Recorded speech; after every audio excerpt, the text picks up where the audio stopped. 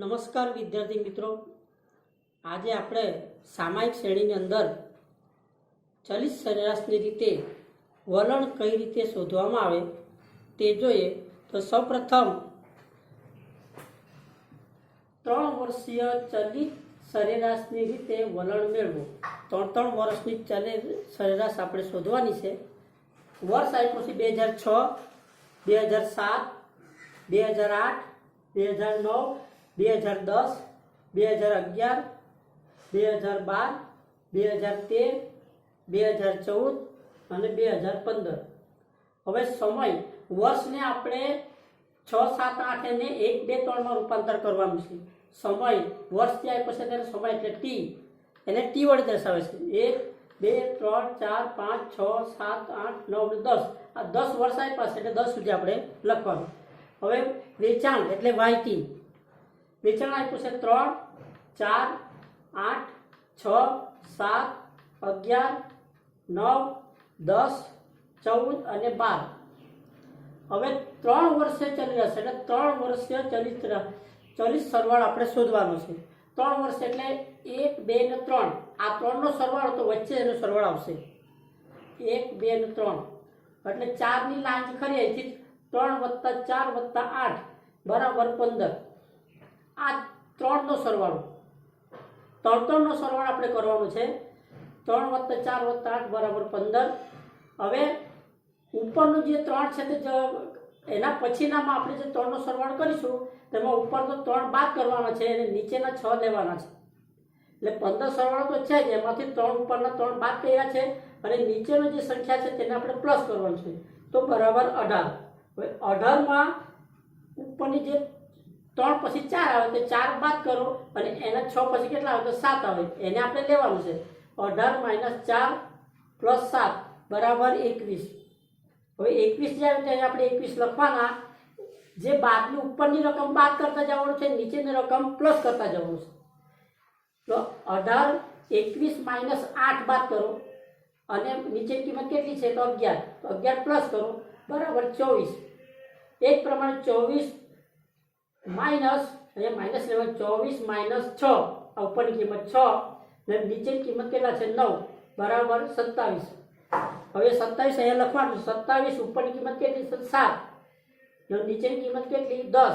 તો -7 + 10 બરાબર 30. અહીંયા આપણે 30 લખવાનું. ઉપરની કિંમત 7 પછી 11 આવે તો 11 બાદ, નીચેની કિંમત 10 પછી 14 આવે તો +14 બરાબર 33. એ જ પ્રમાણે 33 - 9 પ્લસ છેલ્લી કિંમત 12 બરાબર 36. તો આ રીતે 3 કિંમતનો સરવાળો કરતા જવાનું છે. અને નીચેની કિંમત ડેશ આવશે, ઉપરની કિંમત પર ડેશ આવશે. હવે જે 3 સંખ્યાનો આપણે સરવાળો કર્યો છે તે એને આપણે 3 વડે ભાગીશું. તો 15 / 3 બરાબર 5. આનો સરવાળો 18 / 3 બરાબર 6, 21 / 3 બરાબર 7, 24 / 3 બરાબર 8, 27 / 3 બરાબર 9, 30 / 3 બરાબર 10, 33 / 3 બરાબર 11, 36 / 3 બરાબર 12. તો આ જે 5, 6, 7, 8, 9, 10, 11 ને 12 જે સંખ્યા આવી છે તે 3 વર્ષે ચલિત સરેરાશ કહેવામાં આવે છે. 3 વર્ષે ચલિત સરેરાશ કહેવામાં આવે છે. તો આ રીતે વલણ 3 વર્ષે સરેરાશ રીતે કઈ રીતે શોધવામાં આવે તે આપણે જોઈશું. સૌ પ્રથમ તો આપણે 3 જે વાયની કિંમત છે 3 નો સરવાળો કરતા જવાનું છે. વચ્ચે 3 નો સરવાળો કરતો વચ્ચેનામાં સરવાળો આપણે લેવાના છે. એ જ પ્રમાણે ઉપરની કિંમત છોડી દેવાની છે, નીચેની કિંમત પણ છોડી દેવાની છે. અહીંયા સરવાળો કરો ત્યારે આવશે. 3 નો સરવાળો કરવાનો છે. પછી 3 વર્ષની સરેરાશ 3 વડે ભાગવાનું છે અને જે વલણ આવે તે ચલિત સરેરાશ વલણ કહેવામાં આવે છે. હવે એ જ રીતે આપણે 5 વર્ષે ચલિત સરેરાશ જોઈએ. 5 વર્ષે ચલિત સરેરાશની રીતે વલણ શોધો. હવે વર્ષ આપ્યું છે 2007, 2008, 2009, 2010, 2011, 2012, 2013, 2014 અને 2015. હવે 7 થી 15 સુધી જે કિંમત આપી હતી આપણે 1 થી સ્ટાર્ટ કરીને લખી દેવાનું. 1, 2, 3, 4, 5, 6, 7, 8 ને 9. હવે વાયની કિંમત આપી છે પહેલા 15, 14, 18, 20, 17, 24, 27, 25 અને 23. હવે આપણે જોવાનું કે 5 વર્ષે ચલિત સરેરાશ એટલે 5 5 નો સરવાળો કરતા જવાનું છે. શરૂઆતમાં 5 નો સરવાળો કરીએ તો જો 1 2 3 4 ને 5 એટલે ઉપરના 2 છોડ દેવાના છે. 18 ની સામે આપણે 5 નો સરવાળો લેવાનો છે કારણ કે અહીંયા આવશે 1 2 3 4 ને 5 આટલાનો સરવાળો લેવાનો છે. એટલે વચ્ચે આવશે ઉપરના 2 અને નીચે 2 ને વચ્ચે 18 ની સામે 15 + 14 + 18 + 20 + 17 બરાબર 84. હવે 84 માં ઉપર નીચે 15 છે તે બાદ કરતા જવાનું અને નીચેની કિંમત છે તે 24 લેતા જવાનું. દરેકમાં એ રીતે કરવાનું છે.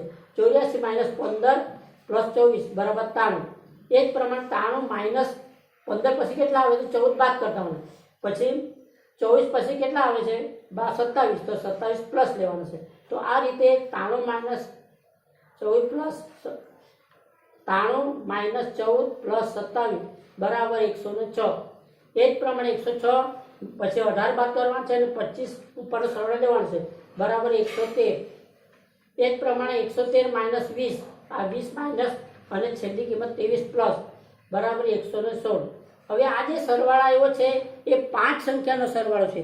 માટે આપણે 5 વર્ષે ચલિત સરેરાશ શોધવું હોય તો 5 વડે એને ભાગવું પડે.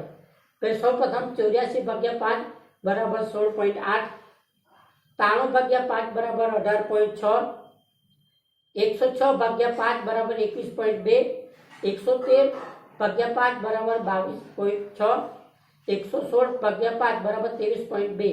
તો આ જે કિંમત આવી 16.8, 18.6, 21.2, 22.6 અને 23.2 એ 5 વર્ષીય ચલિત સરેરાશનું વલણ છે એમ આપણે કહી શકીએ.